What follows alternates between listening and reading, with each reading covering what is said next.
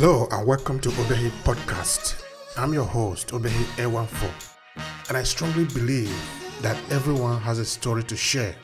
Now let's get started with this episode.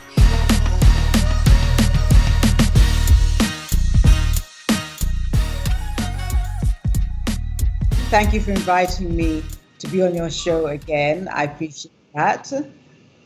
I have lived and worked in Ghana, Malaysia, Cameroon, Dubai, Jamaica, and the UK, where I was born.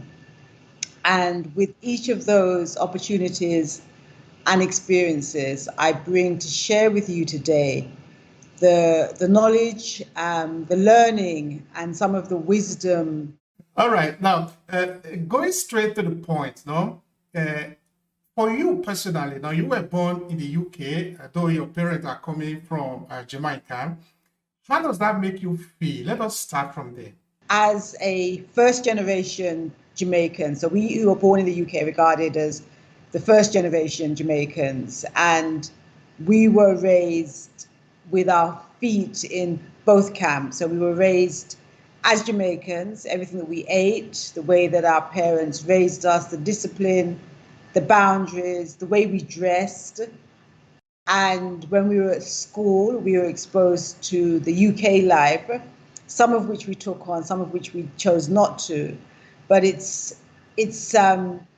provided us with the skills to be able to navigate lots of different worlds because that's how we were raised. Anyway, thank you for the response to that question. Of course, I wanted to understand that, because it is important that our feelings are important, For example, like a lot of African Nigerians, to be specific, if I want to go a little bit in detail, that are here in the city where I live, for example, or in Europe in general, and we sort of have sometimes some issue having to deal with the question of identity, And we're even talking of the first generation of people that are coming from Africa to Europe. Of course, if we were to go a little bit deeper, then it becomes a question. It's not something that you can ignore, no? So for the fact that you are not a European, you are born in Europe and having to live in Europe, of course, your feelings is very, very important. That's why I was trying to really hammer on that first question, because then what is your culture then? Like you were saying, what is your footing? Because it's not just when people travel to another place to live and to work, they are not just number. They are human beings. They have culture. They have belief. They have tradition. So all this will become all these different little intricacies become important in their life. And it contributes to also how they live in relate to other people. So that is why I'm trying to look at it also from this perspective, in that, was it for you in any way a problem? It can also be an advantage in that you coming from, let's say immigrant or people of Africa living in another country, it can be also a huge opportunity for you. So do you look at it from this perspective? I look at it from a number of perspectives. First of all, my parents were part of the generations of people who were born in Jamaica, had previously been colonized by the UK, by Britain, and still regarded themselves very much as British. So when they were when they were invited to the UK, they were invited to the motherland to go and to help restore businesses, organizations, whole industries that were lacking numbers of employees, or had people in the UK, white people, who refused to work in the healthcare industry or the travel industry or the rail industry. So many of my parents' group and their peers moved to the UK in response to that call. For me, being in the UK is always still a challenge. Although the UK has had African people there for generations, and it goes back far as the Roman times, you have African people who were not enslaved, who were living as free people in the UK. So that's well documented. And even though that is documented, in the UK growing up, I was constantly asked, where are you from?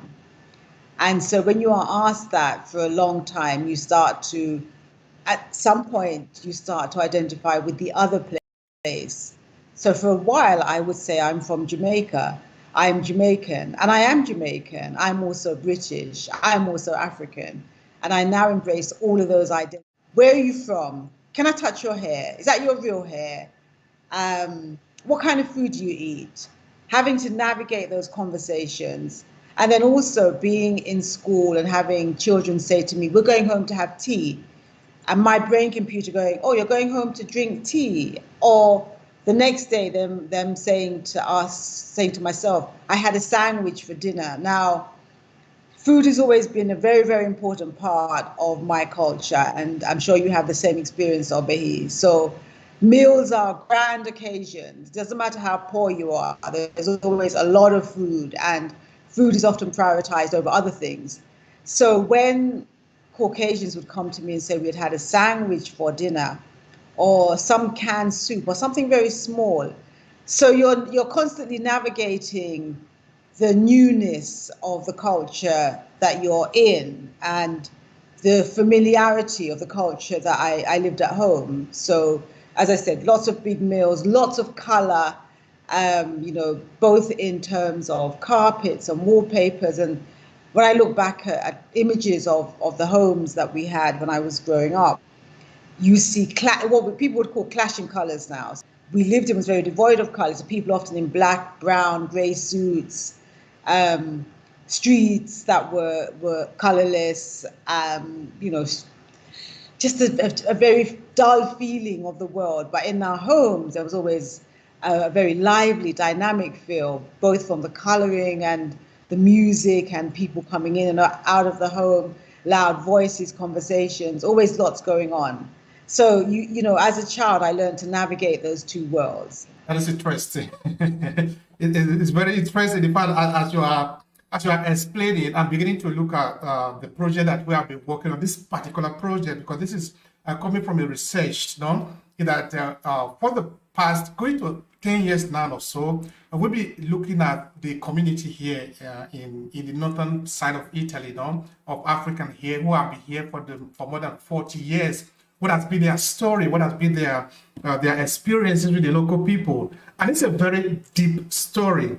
In fact, I think it's the best work that I ever have to work on, and it's what we are continuously working on today, and what we will continue to work on for a very long time. You have very many branches to it, from culture to the relation to the people, from the discrimination, from what appear to be should I call it ignorance on the part of the local people who say they don't know anything about the African that are coming to them. In fact, on a number of occasions, I've had to, because I've participated in different conferences here, where, of course, I have to present the project now. At one time, I remember I was saying to a guy who was asking me a question, listen, you cannot pretend to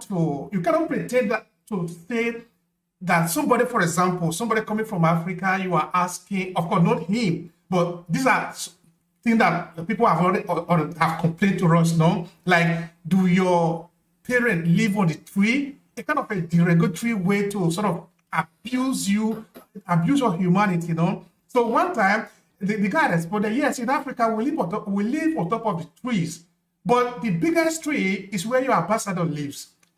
So we cannot pretend not to know ourselves, because between Europe and Africa, we are just too close to pretend that we don't know who we are, to start with. We are only separated by a small stretch of water. That is as far as the ignorant part of it can go. It's a very deep story, but it's a very interesting one. Sometimes we pretend we don't know who we have in front of us. All right, now, you have told me of your personal experience. Now, tell me about other people living within the community, within your community in UK. What do they complain about? What do they talk about in that? Okay, this might not necessarily be Jamaicans. There might be other people that happen to find themselves in the UK, like you were saying, that are big African in Europe for as far back as time can go. I'm not going to be citing the mainstream media for this. That is not a reference, because they don't tell us anything about Africans in Europe. They only, if anything, they will only tell us that Africa came here during slavery, but it is not true. We know that Africans have been here for a very long time. There are consistent messages that come out of communities who go into the UK, and there are also solutions. So when my parents went into the UK, they were part of what is now referred to as the Windrush generation. When they went into the UK, they were not permitted to rent rooms in lots of houses. So there was a sign that they would often meet at the door which said no blacks, no Irish, and no dogs. So people who were renting their homes would not rent to black people, would not rent to Irish people who were also discriminated against, and they would not rent to people who had dogs. And often now when people go into Europe, including the UK, they have a similar experience. So if they respond to a general advert to rent a room or to buy a home, because there is a clear discrimination in terms of people who will sell their homes. And this has also been documented in the UK. So there are estate agents who will not show a home in a particular part of England, of London, to groups often from Africa or Asia. The discrimination is very clear, it's very overt. If you want to buy a home in a predominantly Caucasian area, you'll be told it's not available, we don't have the keys, we can't view it today. And if you keep calling, the next thing is that they will tell you it's been sold, even if it hasn't been. So you hear and you know that this exists. So what people have done, as I said, we're creative people, we're innovative. We don't, if somebody says no, then we pop up somewhere else and we come up with our own solutions. So African and Asian people have developed their own estate agents in response to the housing issue. There have been, exclusion rates for black and brown children in schools because of a lack of understanding or a lack of willingness to take on the differences that we come with, has resulted in vast numbers of students being excluded from school in most boroughs in the UK, particularly London boroughs. So some people have set up their own schools. Some people have chosen to homeschool their children. Some communities have come together where 2, 3, or 4 people have created a small school. But housing has definitely always been a challenge for new arrivals from Africa. Education has been an ongoing challenge, continues to be so. And employment, yes, also. There are lots of civil service organizations who have admitted that they will not recruit people with Africa into a senior position equivalent to what you're used to are very, very slim. It may happen eventually, but where you may have access to high-level positions at home, that isn't always possible when you move to the UK because of overt discrimination. The discrimination there continues. And so employment, housing, and education are those areas where it's affected. And also, we can talk about statistics within healthcare practices. More black women die from childbirth in Europe than white women do. Why is that when they're not sick initially? There are so many statistics that support the overt racism that people from Africa experience when they are in the UK and in the wider European countries. All right. Now you made mention of something very important. I'm laughing because this is serious now. You see, the other day when Oprah Winfrey made the interview with member of the royal family, there was this outcry in the media, particularly the Western media, who felt it could never be said that there was some deep racism within the royal family, because we are talking about the royal family. Hey, these are saints, no? They haven't done anything wrong. But come on, we are talking of something that is deeply rooted in the system. If the queen, if the royal family is the head of this system, sort of, it is one. They don't know that it is there. So it means that they are not in charge of the system, or two, they are pretending they know that it is there. Because there are just too many evidence that the system is based on racism.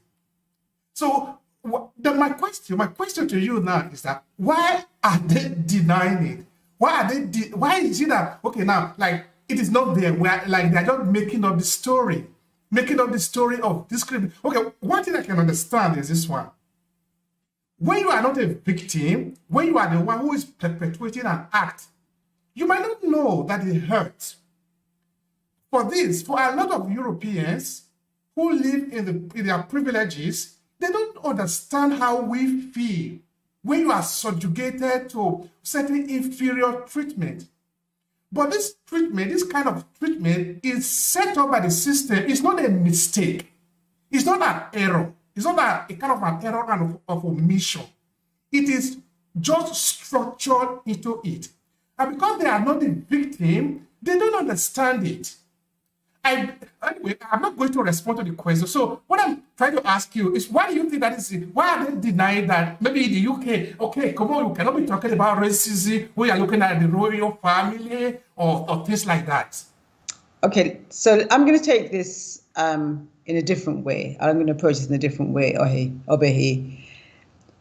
If you have a look at the language of the UK versus the language of, say, the US, because we're often compared, the US has had a very overt language against Black people. And so they can't deny that racism exists. In the UK, for some reason, and because of the nature and the attitude, the UK has denied that they had slaves, and they had slavery in the UK. They've denied that racism exists there, and racism is very clearly there. And because often what happens in the UK is that things are carried out in a very subtle way, it's not overt. So that if you are for instance, if you're in employment and you are overlooked for promotion 3 or 4 times running, however, you are the person who's training. I know of cases where people have challenged their employers and they've said, this feels like racism. And the employer has said, no, it's not racism. It's just not your time yet. Yeah. So the language is very subtle. Yeah. And so there are many cases where it's actually really hard, and they can choose to say it doesn't exist. And it would not serve them to say it does exist. Why would they stand up and say, yes, we're part of a very racist society? No, because the image that they want to, in some cases that does happen, but in more cases than not, that's not happening. Yeah. So of course racism exists. And I have chosen, I suppose, not to give too much energy to what's been happening with the royal family, because I think there are so many more things happening to African people that we need to focus on. And I'm not going to give my time and energy to a group of privileged people who live off the taxpayers' money of the UK. I won't do that. The blame game doesn't pay us so much, no? Just that sometimes, because of course we are looking at the experience of the people, we are looking at a group of people who are who are just punished not because they commit a crime. I can understand maybe somebody have committed a crime, for this reason you are punishing the person. That can be accepted, but because you say, okay, the person is Black, but for this reason you are denying him or her what is supposedly his or her right in a system that is supposedly just. How do you justify that? No. All right, now looking at what we can change. Are looking at leadership, because that is the main concern of this podcast and also of this channel. Is there a way that you think that a better leadership from the home country, whether you're looking at Jamaica or some countries in Africa, could have influenced the kind of situation that we have living abroad? It's a good question, and I think it has a number of levels to the question. First of all, what is independence? Yeah. you tell me. Yeah. these countries are all supposedly independent, but we also know that between trade, different trade agreements, different business agreements, and let me just go off on a tangent here and say Africa is not poor, the Caribbean is not poor. A lot of the world depends on those natural resources from the Caribbean and from a lot of the African countries. So the poverty is not there in terms of the resources. The poverty is there in terms of the mentality. And so when leaders sign trade agreements, when they enter into loan agreements from the large loan sharks, as I would call them, when you do this, you also sign the contract with is not favorable towards your own. Often you will not speak up because that contract, which has given you, the lucrative contract, which might be paying for your children's school fees overseas, or it might be paying for the lifestyle that you have, it might be paying for the yacht that you own. Yeah. When you have signed that contract, and somebody comes out and abuses your people or burns down a hostel that they're living in, sometimes we're talking about what's happening financially for them. What are the benefits that they're gaining from the contracts with these countries that are abusing their people that mean that they will not speak up? Yeah. Okay, please go on if you're not finished. Yeah, no. So for me, it's not a straightforward question about good leadership versus bad leadership. And I know other colleagues of mine would beg to differ. But I know that we compromise. And I, every year when a country tells me they're celebrating their independence, I look up and I say, okay, how independent are we? How independent is Ghana or Nigeria or Jamaica or Kenya or Tanzania? How independent are we? Because if we have money that ties us up, if we have loans that we have taken out to pay for our education or our healthcare system, if we're standing in a place where we cannot make hard decisions without asking somebody else for permission, and then that same individual is abusing our people overseas. Before, when you were talking and when you were responding, you made mention of the fact that, okay, we need to try and concentrate on the thing that we can change, which I completely agree with you, in that if we just accuse the European for the things that are wrong, which of course they are doing, they don't even have any intention of stopping it. For example, one of the videos that I posted having to do with Congo was about the fact that we as a people, okay, look at the Congolese, for example, we need to concentrate on the responsibility of the local people, the local Congolese people, who are participating in a way to make sure that their country is reduced to where it is today, instead of blaming the West. Because the West, the Americans, or any other country that is interested in the Congolese resources, they have no intention, no minimal intention of backing it down. So if we just stay there and shouting on them, we are just wasting our time. Okay, that can also be fine, no? But let's concentrate also on what can we change? What can we do on our part? Who can we rely on for the change?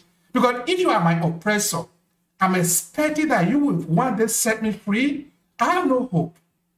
Now, coming back to the question I was asking you, which had to do with leadership and also, and by extension, the consequences of the people that are living in the West, the way that we are treated here. Are you telling me that we don't have responsibility on that on the part of the leadership, or do we just simply blame it on colonialism? No, I'm not telling you that at all, Obehi. I'm not telling you that at all. What I'm saying is that our individual leaders, most of them have signed contracts. And that's a physical contract and a spiritual contract. Yes. And that contract doesn't protect the majority of their people. Yeah. And so individually, we can take responsibility for our lives, our bodies in the best way that we can. Yeah. So we can do a limited amount individually. But if we're talking about leadership, and that's what I think you are talking about, then the leaders need to have a look at what their priorities are. And if your priority is not the majority of the people in your country, if your priority is not about changing their lives for the better, then the contracts that you sign will also reflect that. Yeah, you will sign a contract. So many of our African countries, when we look at the statistics, the minimum wage is ridiculous. And so parents will choose whether they send their children out to work to sell their small wares rather than educate them, because that might be a choice that they have to make, an individual choice as a family. But there's a limited choices that individuals have. And if you are poor, those choices are reduced drastically. If the government signs contracts about education, healthcare, that affect people negatively, then they're making a decision there. And, coming back to my question about how independent are we, or how independent do we want to be? It's a good question. How independent do we really want to be? But I really do believe that we want to be fully independent. Only that sometimes, maybe we don't know how costly it is to be free, because we don't have a cost, You're right. Freedom does have a cost. And although some of us say we want it, we don't know what we would do if we had it. So it's about saying to, as I said, for me, it's about saying to our leaders, our political leaders, what does independence really mean for our countries, and how do we make that change the lives of the majority, the people who vote you in? How do you change their lives? How do you improve it? One of the things that we also try to concentrate on in this channel and in this podcast, to be precisely, is that we try to lay emphasis on a very fine line. And the fine line is that leadership should be about the people. And in fact, we call it a people-oriented leadership. So that it's not just the kind of leadership, a kind of group of technocrats who just sign contract because they want to siphon the money to hide in Europe or things like that. Like, well, we see that they do in most of the cases, no? Who in this case are not really representing the people. And in this podcast, a number of occasions I've said it before, that this is part of the educational system that they have had.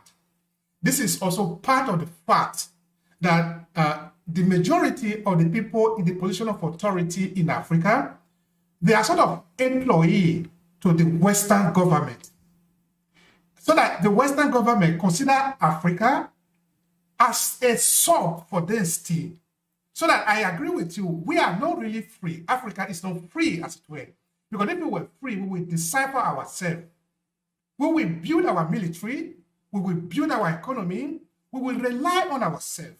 We have men, we have women, we have brain, we have power.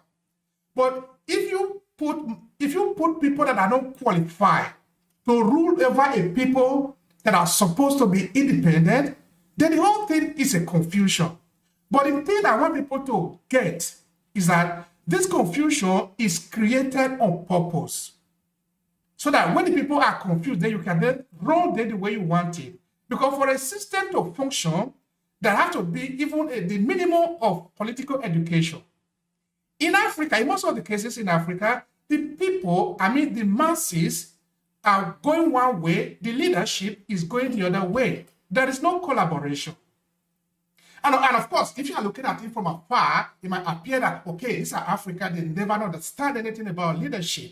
They never understand anything about running themselves, running a system. But it is not true. This is not true.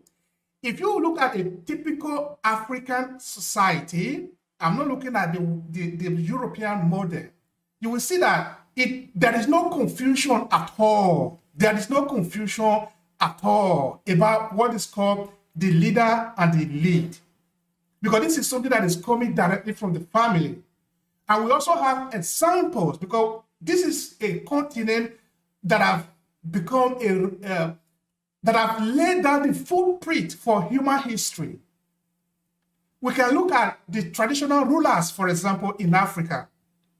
We can look at other systems that are there, that have not been destroyed, that are evidence that there is a system that have evolved for thousands of years. So that if we really want to rely on this system, in Africa, we can create a perfect system where the leadership, the person who is elected into the position of a leader or of leadership, is responding to the people that he or she is leading over. Because this has been done again and again and again. Until today, we are trying to replicate what is not ours. And it's not because we are replicating it that is the problem, but that we are not even allowed to do it the way it's supposed to be done. Okay, I'm not going to make it more confusing than it already is. Now, let's come back a little bit to the diaspora, to abroad, because we're talking of the Africans that are living abroad or the people that are living abroad. What can we do now? How can we make the system better for ourselves and also to where we are coming from? I think that one is important for some people.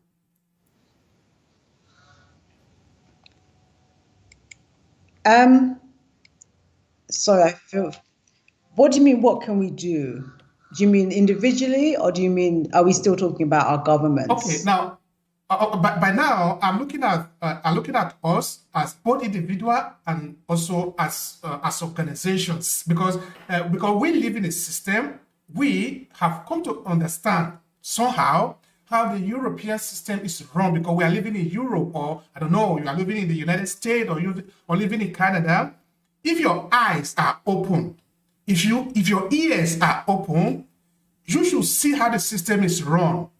So somehow, how can you collaborate with other people like you and then try to export something outside to both benefit you and benefit where you are coming from?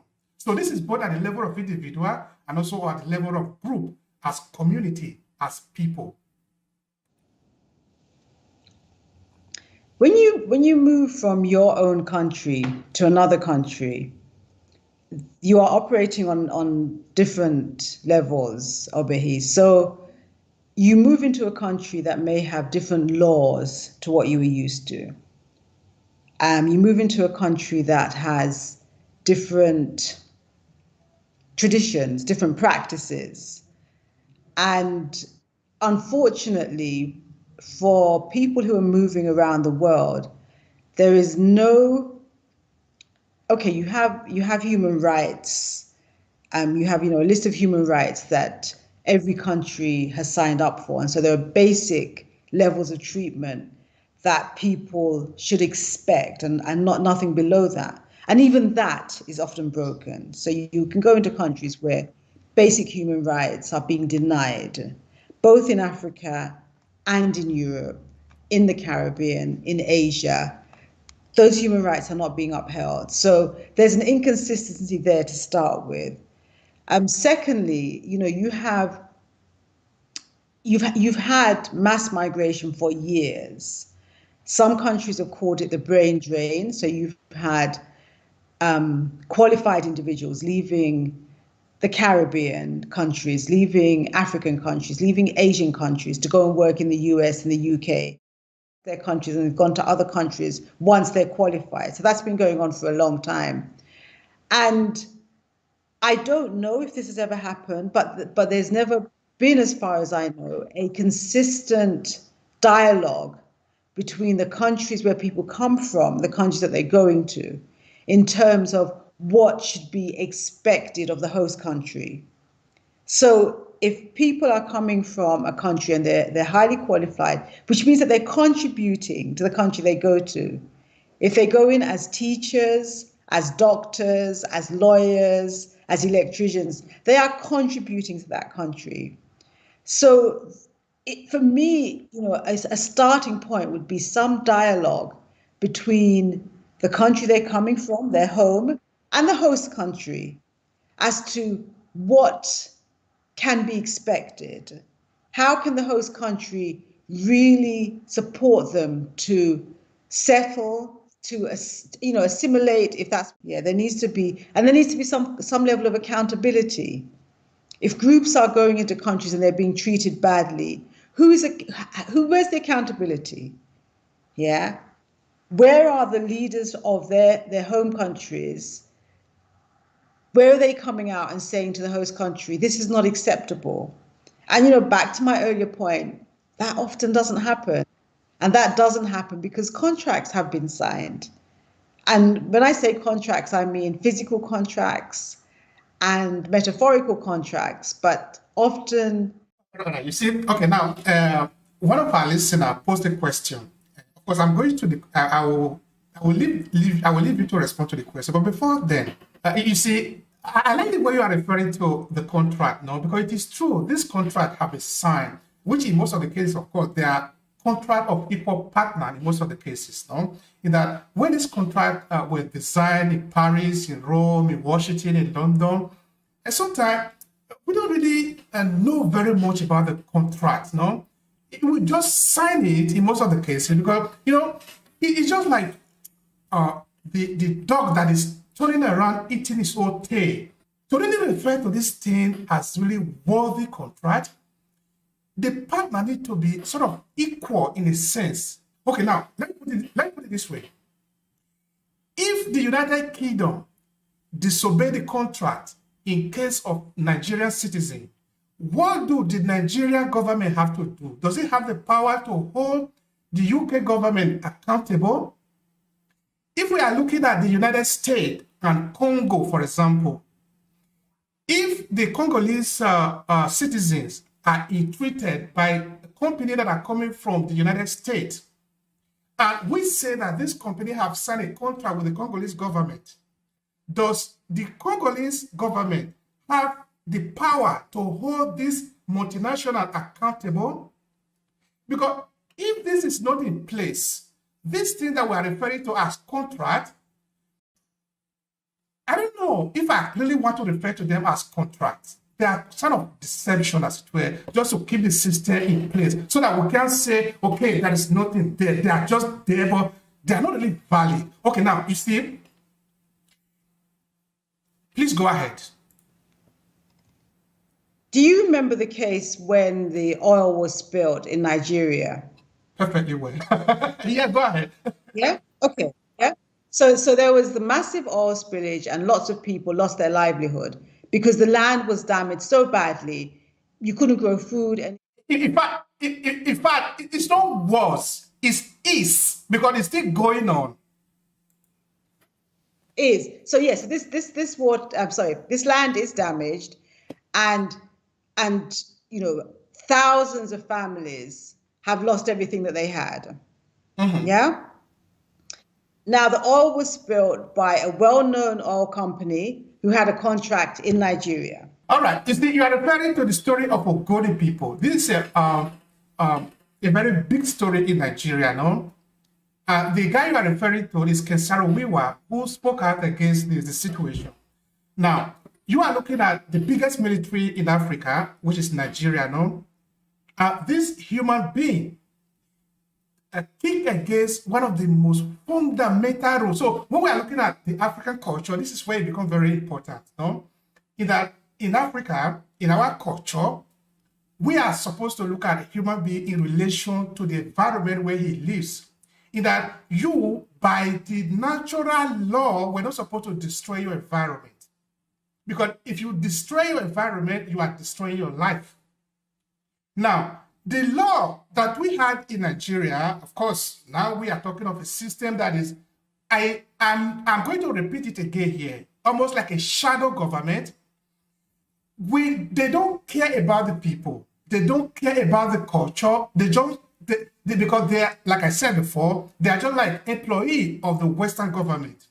So they represent the Western government. They don't represent the people. Because if they represent the people, what Kesaro Wiwa was talking about was a typical African way of living, which is the people of Ogoni people were fishing. Their life depended on the land. it was their responsibility to protect the land so that their life can be protected. Any responsible government would have supported them. But Sani Abacha and the Nigerian government, of course, and the international community, they didn't stand by them. They said, it's a very complicated story. Okay, go on. So, Obehi, you say any responsible government would have stood by them. But unfortunately, I could go around almost every African country and Caribbean island and cite a similar story. Yeah, this is not an exception. There are communities that are being devastated every day from the damage caused by multinationals, and nobody is standing by them. Yeah, and this is why for maybe for many Europeans, they need to understand why people are coming here, for example, no? Because when you destroy the land where people live, for example, we are looking at more than 20 million people living in the Ogoni land. This is one of the most richest part of the surface of the earth. Mangrove forest be destroyed. It will make you cry. Now, to these people, many of them are seeking asylum in Italy, in many other parts of Europe. And yet, so Europeans say, go back to your country, go home. But you don't understand what is happening. Are you not supposed to understand that their land is being destroyed to keep Europe the way it is?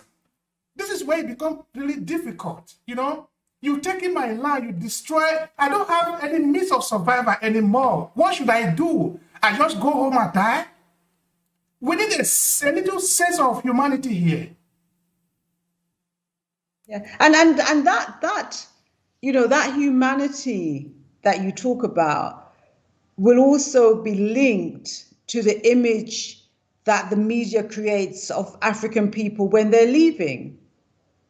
Yeah, that humanity or that lack of it is linked to how African people are depicted.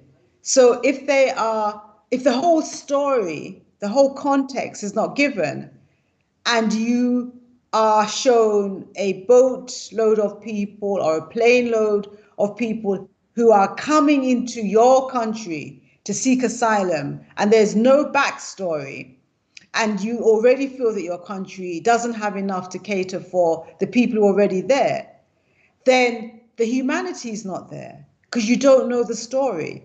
And the reason you don't know the story is on purpose, because the way that people are treated, I don't believe is by default. But the volcano erupted in St. Vincent. So a lot of the people in St. Vincent have lost their homes. Some of them have been offered Canadian citizenship. That may not have been their plan 2 months ago, but now they have no home. So people move for different reasons, and understanding the context is incredibly important. Thank you for that. These stories, they're important. They are at the center of our project, no? Because like I said before, we'll be talking to people. We'll be talking to, I've done thousands of interviews with this, with migrants, trying to gather this story together. This is how this project was born. In that, we need to really bring out the humanity in immigration, of course, because today we are looking at the experience, the challenges of living abroad, because like you correctly said, people don't just want to become immigrants, Okay, I can get it. Sometimes it is not the fault of the destination where they are coming from, but sometimes it is the fault of this international criminality, that have been set up to exploit people, to destroy their land. In the case of Ogoni land, for example, like you made mention of, Kesaro Wewa, who spoke up, was hanged in Nigeria, He was killed. What did he die for? He died for what everybody today is referring to as respect for nature, global warming, At that time, nobody was talking about global warming. But it is something that is deep in our culture, to respect our land, because if you don't, there are consequences. And now there are consequences because we have signed contract. Because those who we refer to as leaders have signed contract. They don't understand the contract that they are signing. Or let's say they understand it because they are representing those they are signing it for. And now the people, the ordinary people, are suffering. What do you want them to do? You see, it's difficult, no? It's difficult. It's difficult for the people, no? Because they don't want to leave. But when you don't have the possibility anymore, you just can't die, no? It's difficult. Yesterday, I watched a film called Farewell Amal. Have you seen this film? I'm going to have to check it out. I don't think I've watched it. Okay, really interesting film about a family who had to leave Angola because of the war, and the father ended up in New York. The mother and daughter moved to Tanzania and then finally joined him in New York. And it's a very human story which touches on the experiences of migration, of family breakup, reuniting, and all of the challenges. A small child that was born in Angola ends up in New York with her father now as a teenager. And, the teenage years can be the most challenging for all children, plus the trauma of losing, your home and everything that you knew twice, and then moving to Tanzania. And it's a very, very interesting story. And, when they get to America and they have to resettle and think about how they're going to make this work, and none of it is out of choice. Yeah. None of it is out of choice. They are moving to be together as a family. But their original move was because they lost everything that they knew. And so when people do move to different parts of the world, when they do move to the Western world, which is often where African people end up, the stories behind their move often heartbreaking. The human story, the human being is taken away from it by the media, so it can be looked upon like statistics, just number, balancing the number. Okay, you have responded in part to the comment that the question, actually not a question, but a kind of a reflection of one of the comments saying that it is not just about an individual story, that this has to do with big body, with the multinationals, no? Of course, this is what we were talking about now, which have to do with the contracts, And I think that word I'm going to have to repeat it for a number of times. Contract. That contract, that unfair contract that have been proposed and signed without. It's unfortunate that we are going to have to refer to those things as contract.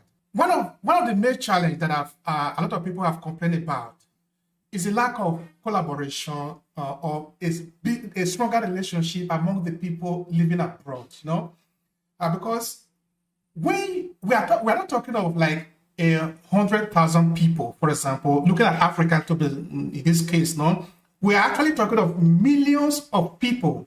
If these people were to organize themselves, it will become a machine, a big machine. Why?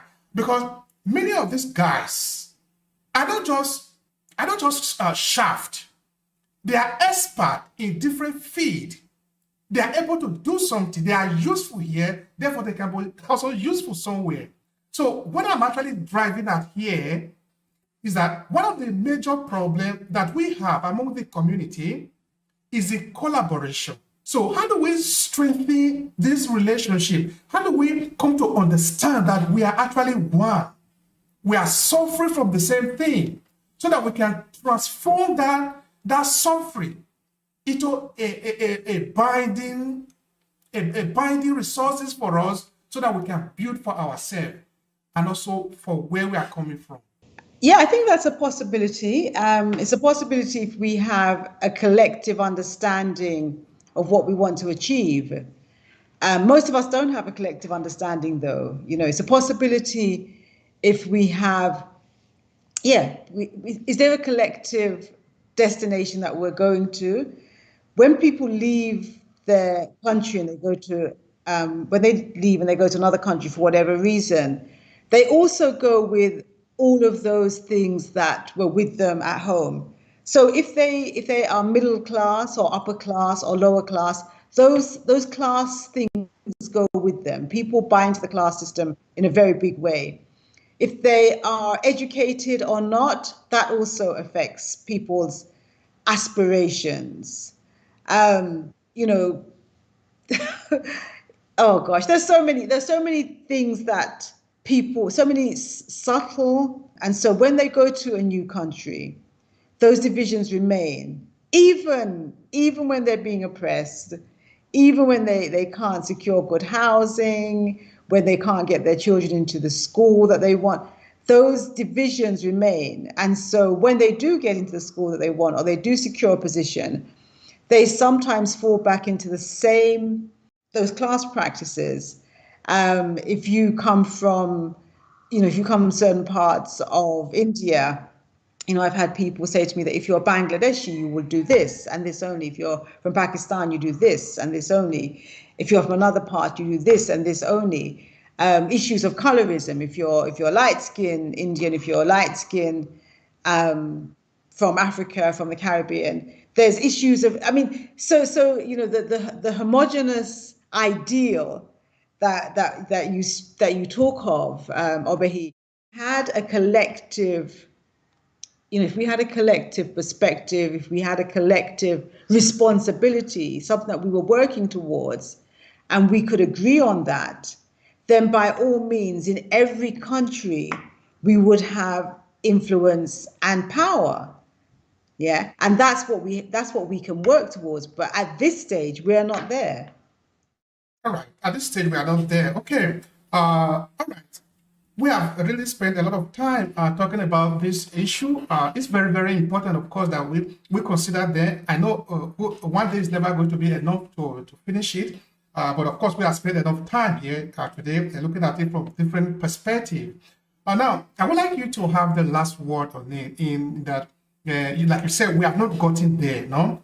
But I want you to reassure the audience. I want to see, what is your recommendation? What do you think that as Africans in the diaspora, what should we do, or what should we be doing, or actually what should we be moving towards as a solution to some of the things that we have listed here today? That is a concluding part from you. My last word would be to prioritize Africa. Wherever you are in the world, Africa right now needs to be prioritized. It needs to be on the agenda. We need to be investing in Africa. The skills that we gain outside that we're currently giving to others, Africa for raw resources and then leave. Africa has a voice and it has power. And it's about recognizing the power that it has on the global stage and taking control of that. But since Africans are spread out around the world as international beings, wherever we are, we can also make Africa better by the contributions in our re-education, contributing in all of our individual ways. We all have different skills. We all have different abilities. We all have different ways in which we can make Africa better than it currently is. I'm talking about Africa as a collective, the continent, but each individual country has its own priorities that need to be focused on, and everybody will know what they are. And whether it comes from individuals outside, NGOs, central government in each country, things need to change. They need to be improved. Thank you very much for that, Mbeke. Thank you. I really appreciate the time that you have spent and the exhaustion, of course, of the argument. So, of course, our audience have benefited a lot. If you enjoyed this podcast, make sure you subscribe so you never miss any of our future episodes. Rate and review Obehi Podcast and share with your friends who might need it. I remain Obehi Waseme. Thank you so much for listening, and talk to you in the next episode.